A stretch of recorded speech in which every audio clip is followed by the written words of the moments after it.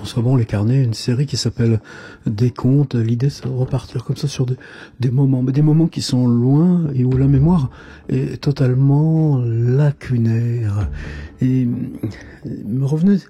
Et quand ça revient, on peut rester longtemps avec, longtemps dedans. Ça vous accompagne sur un temps. C'est pas pour autant que ça s'éclaircit. Qu'est-ce que je revois?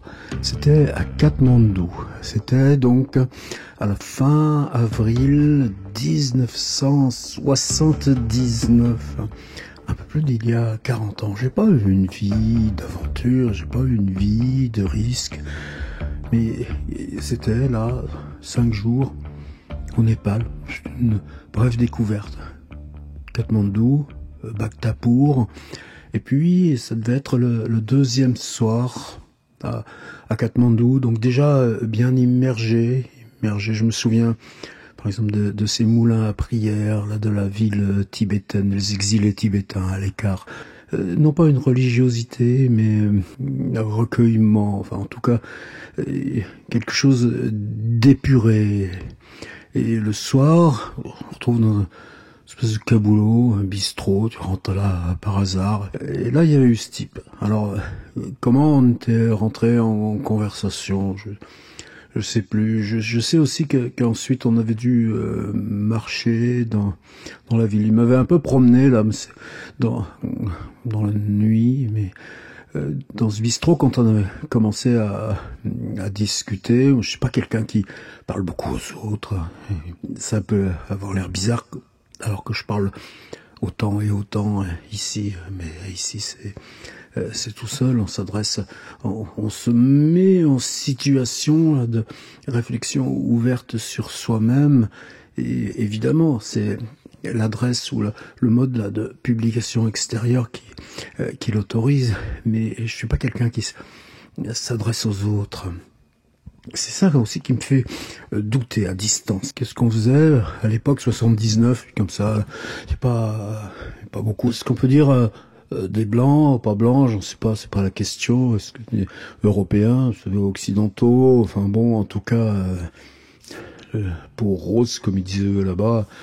Il n'y en avait pas des masses. Il y avait un quartier hippie à Katmandou. Je me souviens, j'ai dû traverser en me baladant. Là, tout d'un coup, tu te retrouves dans une sorte de projection rétrospective là, de 1969. Mais c'était déjà un petit peu vieux, tout ça, un petit peu usé, tout ça. C'est pas ça que je cherchais à Katmandou, de toute façon. Mais enfin bon, on était là deux blancs dans un petit resto là, de Katmandou, pas touriste, ni l'un ni l'autre, pourtant si j'étais touriste. Ah là là, tu vois comment on s'en mêle à distance.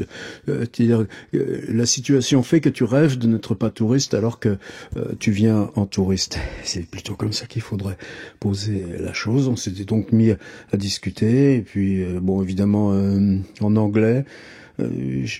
Lui était du UK, c'était pas un Américain, c'était un Anglais. Ils sont toujours un petit peu excentriques, exotiques, les Anglais, et puis t'en trouves partout. Plus tu vas loin, plus tu trouves un Anglais là qui circule. Enfin, en tout cas, on a commencé, pas à se raconter la vie, mais lui, apparemment, il vivait à Katmandou, ça faisait 2 ans, 3 ans qu'il y était là.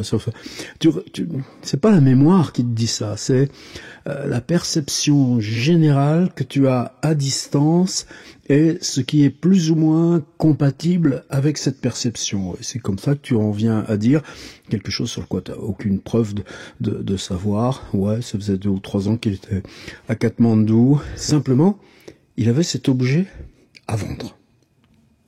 Et c'est pas tout de suite, c'est bon, pas mal discuté, enfin bon, comme ça, comme tu discutes.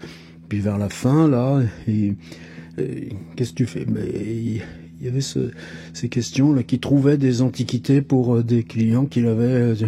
Et là, il me montre ça comme par hasard, comme si ça ne me concernait pas. C'est une sorte de galet, c'était oblong, mais quand il me l'a mis dans la main, ça ne pesait pas. Et voilà, soi-disant, il me dit, un des grands mystères de ces civilisations, c'était capable de pratiquer autrefois la trépanation et ces objets qu'ils retiraient de trépanation, ces tumeurs là du cerveau, il y avait une sorte de vénération, on les conservait et ça, soi-disant, c'était une affirmation, et il me donnait des dates et tout ça, donc quelque chose qui prouvait là l'usage très très ancien de trépanation, la preuve, ce galet oblong très très léger qui était probablement vieux de plusieurs siècles, quelque chose qu'on avait extrait d'un cerveau humain lors d'une trépanation. Et que c'était un objet de culte et de vénération, et donc quelque chose de très recherché. Et là, comme une faveur, dire, mais $1000, quelque chose comme ça, emmène-le. Maintenant, évidemment, à distance, tu te dis, mais fallait-il que je sois naïf? C'est vraiment comme s'il me faisait une grâce en me proposant de devenir l'acquéreur, là. Et à Paris, tu le revendras 4 fois plus. Tu peux le revendre 4000. Et moi, là, c'est 1000, ça me rendrait service là, maintenant. Donc, quand tu vois ça à distance, tu te dis, je sais pas où il avait récupéré ce truc, mais en tout cas, c'est peu probable que si moi j'avais claqué $1000 et puis que j'arrive à Paris puis que je commence à faire des antiquaires, et regardez, on aurait bien rigolé de moi. Mais dans le moment même, c'est extrêmement sérieux. Alors évidemment, tu moulines dans le cigare. Tu te dis, est-ce qu'il est en train de m'entuber le gars? Est-ce qu'il est en train de m'entuber le gars? Est-ce qu'il est en train de m'entuber le gars? Qu'est-ce que me prouve que je veux? Oui, mais il était désarmant. Oui, mais moi, c'est mon travail ici, à Katmandou, d'aller à la rencontre de ces objets. C'est pas facile, ils sont objets de vénération. Après, même, c'est autre chose qui te poursuit. C'est-à-dire, tu as cette idée d'ancienne trépanation, tu as cette idée de ces galets maintenant qui ont durci, mais qui sont toujours dans une très grande légèreté, et tu le tiens dans ta main, et tu as cette perception là de l'objet dans ta main, et tu vois à travers l'objet, pas le cerveau de l'autre, mais comme si tu passais d'un cerveau à un cerveau, et que tu rentrais là comme ça, dans un autre. Et puis, on est au Népal, on est dans une autre culture. Il y avait ces moulins à prière autour des grands temples bouddhistes circulaires, dont tu faisais le tour dans ce grand silence des montagnes qui t'environnent. Alors évidemment, cette possibilité-là de passer d'une tête dans une autre et de passer d'un temps dans un autre, et là, quand tu tiens cette chose vibrante quand tu la tiens vibrante dans ta main, cette chose légère, peut-être rien que ça aurait suffi à ce que je l'en remercie. Ce que tu te dis, c'est de quelle chance. Et ce que tu te dis, c'est quelle chance aurait pu être la mienne si cet objet, je l'avais emmené avec moi, et l'avais gardé depuis lors comme témoignage, ou même simplement par cette sensation, la possibilité de passer dans une autre tête extrêmement loin, ou celui qui ouvrait le crâne pour sortir cet objet, et puis passer ainsi d'une époque à une autre, d'un lieu à une autre, et d'un lieu à un autre, et cette chance-là qui m'était offerte, peu importe l'authenticité, puisque là, moi, en le tenant dans la main, j'étais en condition là de passer d'une tête à une autre, et d'un lieu à un autre, d'une époque à une autre, et ne pratiquant pas cette transaction avec lui, c'est-à-dire on se reverra demain, je te donnerai ma réponse. Et je crois bien que même le lendemain, on s'était recroisés.